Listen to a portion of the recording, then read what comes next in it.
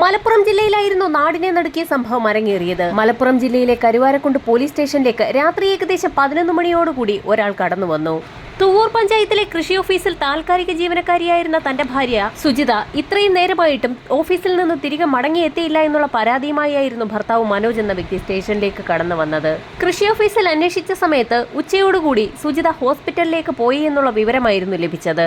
ആ വിവരത്തിന്റെ അടിസ്ഥാനത്തിൽ സമീപത്തുണ്ടായിരുന്ന ഹെൽത്ത് സെന്ററുകളിലൊക്കെ അന്വേഷണം നടത്തിയെങ്കിലും സുജിതയെ കണ്ടെത്താൻ കഴിഞ്ഞില്ല. പരാതി കേട്ടപ്പോൾ തന്നെ എന്തോ ചില അസ്വാഭാവികതകൾ തോന്നിയ ഉദ്യോഗസ്ഥൻ മനോജ് പറഞ്ഞ പരാതി കൃത്യമായി എഴുതിയെടുത്ത ശേഷം പരാതി രജിസ്റ്റർ ചെയ്യാമെന്ന് പറഞ്ഞുകൊണ്ട് മനോജിനെ വീട്ടിലേക്ക് യാത്രയാക്കി. തൊട്ടടുത്ത ദിവസം രാവിലെ തന്നെ SIയുടെ നിർദ്ദേശപ്രകാരം ഒരു സംഘം പോലീസുകാർ മനോജിന്റെ വീട്ടിലെത്തി.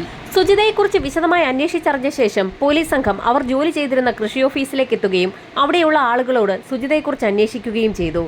മനോജ് നേരത്തെ പോലീസിന് മൊഴി നൽകിയതനുസരിച്ച് ഉച്ചയോടുകൂടി ഓഫീസിൽ നിന്നും സുജിത ഹെൽത്ത് സെന്ററിലേക്ക് തന്നെയായിരുന്നു ഇറങ്ങിയത്. ഹെൽത്ത് സെന്റർ കേന്ദ്രീകരിച്ച് അന്വേഷണം നടത്തിയപ്പോഴായിരുന്നു കൃഷി ഓഫീസിൽ നിന്നും ഹെൽത്ത് സെന്ററിലേക്കാണെന്ന് പറഞ്ഞിറങ്ങിയ സുജിത അവിടേക്ക് എത്തിയിട്ടില്ല എന്നുള്ള വിവരം പോലീസിന് ലഭിക്കുന്നത്. ഈ സമയത്തൊക്കെ അവരുടെ മൊബൈൽ ഫോൺ സ്വിച്ച്ഡ് ഓഫ് ആയിരുന്നു എന്നുള്ള കാര്യം കൂടി ഭർത്താവ് മനോജ് പോലീസിൽ മൊഴി നൽകിയിട്ടുണ്ടായിരുന്നു. പോലീസ് സംഘം വിളിച്ചു നോക്കിയപ്പോഴും സുജിതയുടെ മൊബൈൽ ഫോൺ സ്വിച്ച്ഡ് ഓഫ് ആയ സാഹചര്യത്തിൽ മൊബൈൽ ഫോൺ കേന്ദ്രീകരിച്ച് ഒരു അന്വേഷണം നടത്തുന്നതിനായി സൈബർ സെല്ലിന് നിർദ്ദേശവും നൽകി.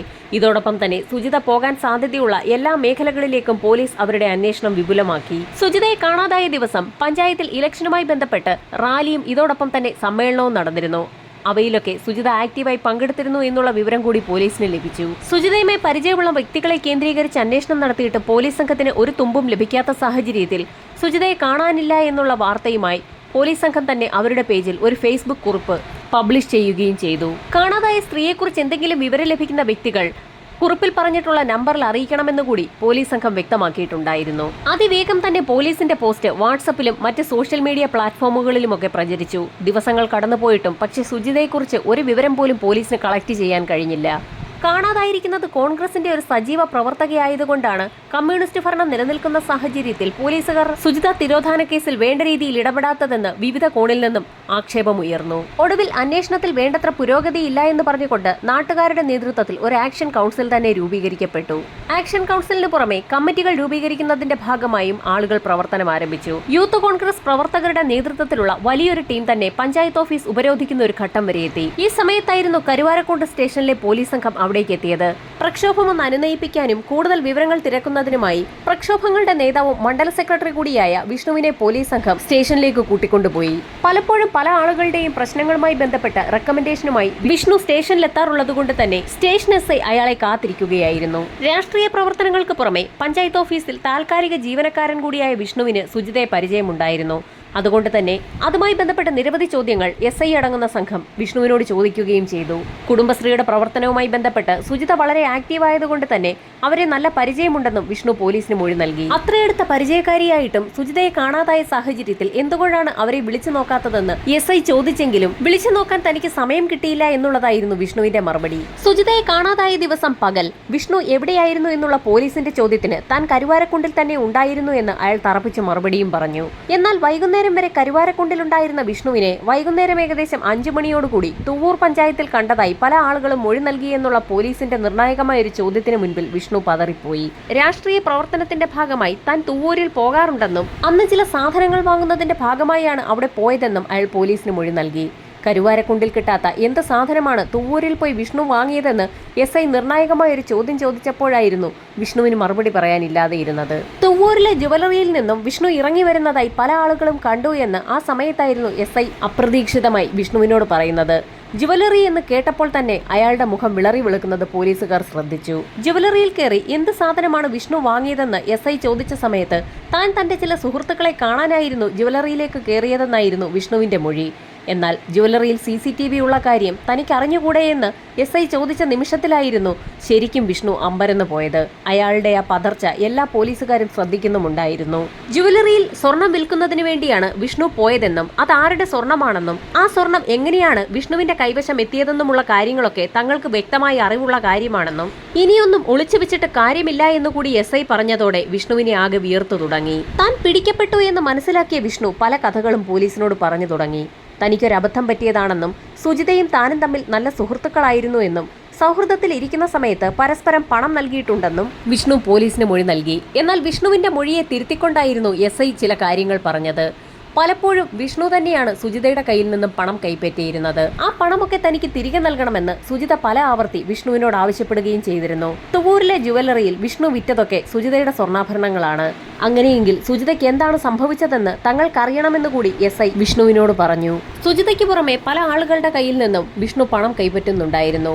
ISROയിൽ പുതിയ ജോലി ലഭിക്കുമെന്ന് കരുതി പഞ്ചായത്തിൽ താൽക്കാലികമായി ഉണ്ടായിരുന്ന ജോലി വിഷ്ണു ഉപേക്ഷിച്ചതോടെ അയാൾ തീർത്തും കടക്കണിയിലായി. അതോടെ പല ആളുകൾക്കും പണം മടക്കി കൊടുക്കാൻ കഴിയാതെയായി. സുജിതയോട് വാങ്ങുന്ന പണമൊക്കെ പലപ്പോഴും വിഷ്ണു തിരികെ കൊടുക്കാറുണ്ടായിരുന്നു. എന്നാൽ ജോലി പോയതോടുകൂടി അയാൾ വലിയ കടക്കണിയിലാവുകയും പണം തിരികെ നൽകാൻ കഴിയാതെ വരുന്ന ഒരു സാഹചര്യം ഉണ്ടാവുകയും ചെയ്തു.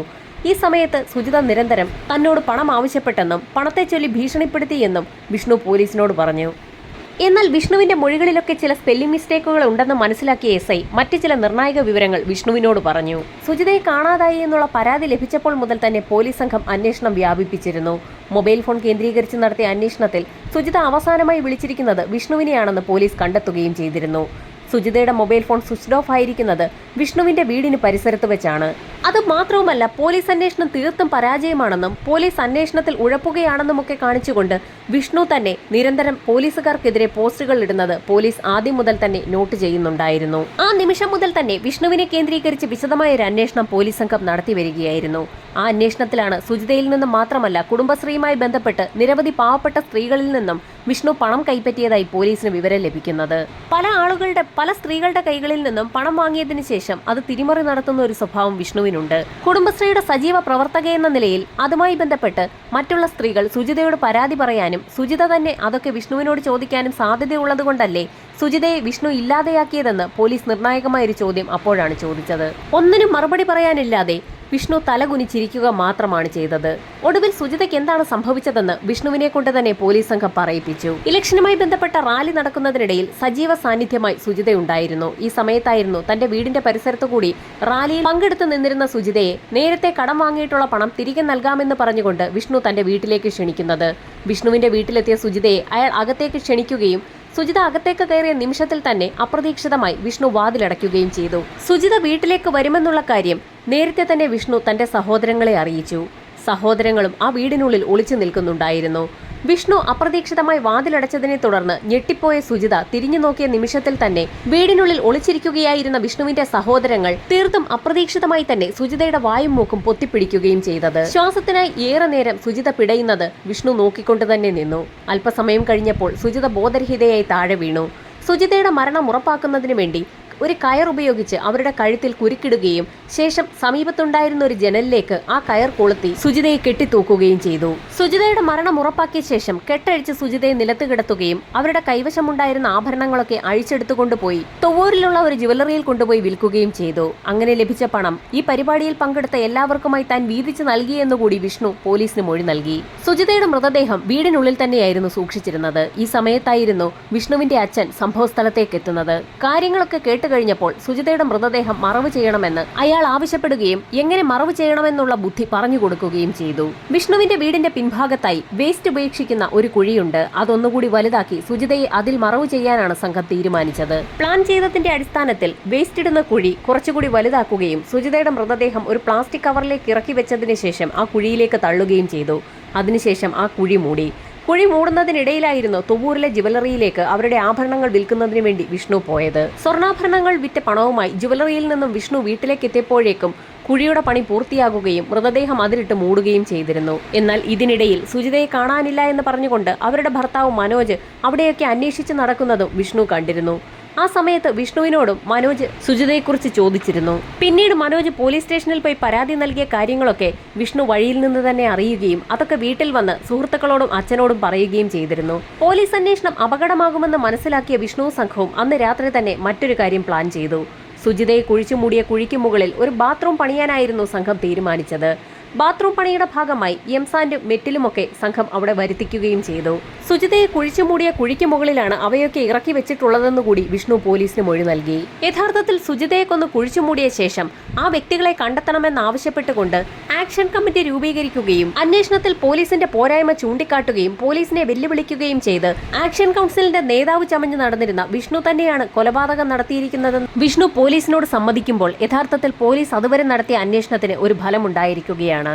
വിഷ്ണുവിന്റെ മൊഴിയുടെ അടിസ്ഥാനത്തിൽ അയാളുടെ പിതാവിനെയും സഹോദരങ്ങളായ വൈശാഖിനെയും വിവേകിനെയും സുഹൃത്തായ ഷിഹാനെയും പോലീസ് കൈയോടെ തന്നെ പിടികൂടി. ഇപ്പോൾ ഫലത്തിൽ അറസ്റ്റിലായിരിക്കുന്ന വ്യക്തികളുടെ എണ്ണം 5 ആണ്. വിഷ്ണുവിനെയും സംഘത്തിനെയും തെളിവെടുപ്പിനായി അയാളുടെ വീട്ടിലേക്ക് കൊണ്ടുവന്നപ്പോൾ ആ പ്രദേശമാകെ ജനങ്ങളെ കൊണ്ട് നിറഞ്ഞിരുന്നു. വലിയ പോലീസ് സന്നാഹത്തോടുകൂടിയായിരുന്നു പ്രതികളെ തെളിവെടുപ്പിനായി വീട്ടുപരിസരത്തേക്ക് കൊണ്ടുവന്നത്. എന്നാൽ പോലീസ് വലയം ഭേദിച്ച് രോഷാകുലരായ നാട്ടുകാർ പ്രതികളെ കൈവയ്ക്കുമെന്ന ഘട്ടം എത്തിയപ്പോൾ വീണ്ടും കൂടുതൽ ഫോഴ്സിനെ രംഗത്തേക്കിറക്കുകയും നാട്ടുകാരുടെ കൈകളിൽപ്പെടാതെ ഒരു വിധത്തിൽ പ്രതികളുമായി പോലീസ് സംഘം തെളിവെടുപ്പിന്റെ ഭാഗമായി വിഷ്ണുവിന്റെ വീടിന്റെ പിൻഭാഗത്ത് സജിതയെ മറവ് ചെയ്ത ഭാഗത്തേക്ക് എത്തുകയും ചെയ്തു. ബാത്റൂമിന്റെ പണിക്കായി ഇറക്കിയിട്ടിരിക്കുന്ന മെറ്റലിന്റെ ഒരു കൂമ്പാരം തന്നെയായിരുന്നു അത്. അത്തരത്തിൽ മെറ്റിൽ നിരത്തിയിട്ടിരിക്കുന്നത് കണ്ടാൽ അവിടെ അങ്ങനെ ഒരു കുഴിയുണ്ടെന്ന് പോലും ആർക്കും പുറത്തുനിന്ന് നോക്കിയാൽ മനസ്സിലാവില്ല. മെറ്റലിനൊപ്പം സിമന്റും എംസാൻഡും ഒക്കെ നിരത്തി വെച്ചിരിക്കുകയാണ്. അവിടെ ഒരു ബാത്റൂം കൂടി പണി തീർത്തു കഴിഞ്ഞാൽ അതിനടിയിൽ ഒരു മൃതദേഹമുണ്ടെന്ന് ഒരാൾ പോലും കണ്ടെത്തില്ല. ഈ ഐഡിയ എങ്ങനെയാണ് കിട്ടിയതെന്നായിരുന്നു പോലീസിന്റെ സംശയം. അതിന് വിഷ്ണു സംഘവും പറഞ്ഞത് തീർത്തും ഞെട്ടിക്കുന്ന ഒരു മറുപടിയായിരുന്നു. ദൃശ്യം സിനിമ തങ്ങൾ പല ആവർത്തി കണ്ടു എന്നായിരുന്നു അവർ പോലീസിനോട് പറഞ്ഞത്. സിനിമയിൽ ഡെഡ് ബോഡി ഒളിപ്പിക്കുന്ന രംഗങ്ങളൊക്കെ വിശദമായി തന്നെ കണ്ടുപഠിച്ച വിഷ്ണു സംഘവും അത് പ്രാവർത്തികമാക്കുകയായിരുന്നു.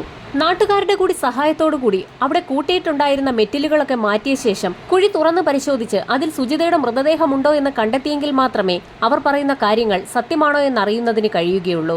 അതുകൊണ്ട് തന്നെ നാട്ടുകാരും സംഭവം സത്യമാണോ എന്നറിയുന്നതിനായി അവിടെ തന്നെ കാത്തുനിന്നു. കുഴി തുറക്കുന്ന സമയത്ത് ദൃശ്യ സിനിമയിൽ സംഭവിച്ചതുപോലെ മറ്റേതെങ്കിലും ജന്തുവിന്റെ ഡെഡ് ബോഡി കണ്ടെത്താൻ കഴിയുമോ എന്നുള്ളതായിരുന്നു നാട്ടുകാരുടെ സംശയം. മെറ്റിലും സിമന്റും ഒക്കെ മാറ്റിയ ശേഷം കുഴി വൃത്തിയാക്കി തുടങ്ങിയ സമയത്ത് തന്നെ ഒരു രൂക്ഷഗന്ധം വമിച്ചു തുടങ്ങി. നാട്ടുകാരുടെയും പോലീസിന്റെ കണ്ണുകൾ ആ കുഴിക്കുള്ളിലേക്ക് ഉറ്റുനോക്കുന്ന സമയത്തായിരുന്നു കുഴിക്കുള്ളിൽ നിന്നും ഒരു പ്ലാസ്റ്റിക് ചാക്ക് ചില ആളുകൾ കൂടി വലിച്ചു പുറത്തേക്കിട്ടത്. കൃഷി ഓഫീസിലെ ആ താൽക്കാലിക ജീവനക്കാരിയായിരുന്ന സുജിതയുടെ ഡെഡ് ബോഡി കെട്ടിവെച്ച നിലയിൽ ആ കുഴിക്കുള്ളിൽ നിന്ന് പുറത്തെടുത്തിരിക്കുകയാണ്. എല്ലാ തെളിവുകളും കൃത്യമായി ശേഖരിക്കുന്നതിന്റെ ഭാഗമായി കുഴിയുമായി ബന്ധിപ്പിച്ചും വീടുമായി ബന്ധിപ്പിച്ചുമുള്ള തെളിവുകളൊക്കെ എടുക്കുന്നതിനുമായി പോലീസിന്റെ നിർദ്ദേശപ്രകാരം ഫോറൻസിക് സംഘം സംഭവസ്ഥലത്തേക്ക് എത്തി. ഇൻക്വസ്റ്റ് നടപടികൾ പൂർത്തിയാക്കിയ ശേഷം മൃതദേഹം മഞ്ചേരി താലൂക്ക് ആശുപത്രിയിലേക്ക് പോസ്റ്റ്മോർട്ടത്തിനായി ഷിഫ്റ്റ് ചെയ്തു. സംഭവം നടക്കുന്ന കാലയളവിൽ വിഷ്ണുവിന്റെ ഭാര്യ ഡെലിവറിയുടെ ഭാഗമായി അവരുടെ വീട്ടിലേക്ക് പോയതായിരുന്നു. വിഷ്ണുവിന്റെ അമ്മ നേരത്തെ തന്നെ മരിച്ചുപോയത് കൊണ്ട് തന്നെ വീട്ടിൽ രണ്ടാനമ്മയായിരുന്നു ഉണ്ടായിരുന്നത്. എല്ലാ കാര്യങ്ങൾക്കും അനുകൂല സാഹചര്യമായതുകൊണ്ട് തന്നെ കൊലപാതകം ആസൂത്രിതമായി തന്നെ നടത്താൻ ആ സംഘത്തിന് കഴിഞ്ഞു. സുജിതയുടെ സ്വർണം വിറ്റ് കിട്ടുന്ന പണം തുല്യമായി വീതിക്കാമെന്ന് പറഞ്ഞതുകൊണ്ടായിരുന്നു സുഹൃത്തും അതോടൊപ്പം തന്നെ സഹോദരങ്ങളും ആ കൊലപാതകത്തിന് കൂട്ടുനിന്നത്. എന്നാൽ സുജിതയെ എന്നേക്കുമായി അവസാനിപ്പിക്കുന്നതിലൂടെ അവർക്ക് നൽകാനുള്ള പണം പിന്നീട് ഒരിക്കലും നൽകേണ്ടി വരില്ല എന്ന് വിഷ്ണുവിന് ഉറപ്പായിരുന്നു. അതുകൊണ്ടുകൂടിയാണ് അയാൾ ആ കൃത്യത്തിന് മുതിർന്നത്. ഇതോടൊപ്പം തന്നെ കുടുംബശ്രീയുമായി ബന്ധപ്പെട്ടുള്ള മറ്റ് കടങ്ങളെക്കുറിച്ചും വിവരങ്ങൾ പുറത്തു വരാതിരിക്കുന്നത് സജിതയുടെ വധം ഗുണം ചെയ്യുമെന്നും അയാൾ കരുതി. കേസന്വേഷണം പുരോഗമിക്കുന്ന സാഹചര്യത്തിൽ കോൺഗ്രസ് നേതൃത്വം ഔദ്യോഗികമായ പദവികളിൽ നിന്നൊക്കെ വിഷ്ണുവിനെ ഒഴിവാക്കുകയും ചെയ്തു. കൊലപാതകവുമായി ബന്ധപ്പെട്ടുള്ള തെളിവ് ശേഖരണം പൂർത്തിയായതോടുകൂടി വിചാരണ നടപടികൾ ഇപ്പോൾ കോടതിയുടെ ഭാഗത്തു നിന്നും ആരംഭിച്ചിരിക്കുകയാണ്. ശിക്ഷാവിധികൾ എന്താണെന്നുള്ളത് വരും ദിവസങ്ങളിൽ തന്നെ കാത്തിരുന്ന് കാണാം.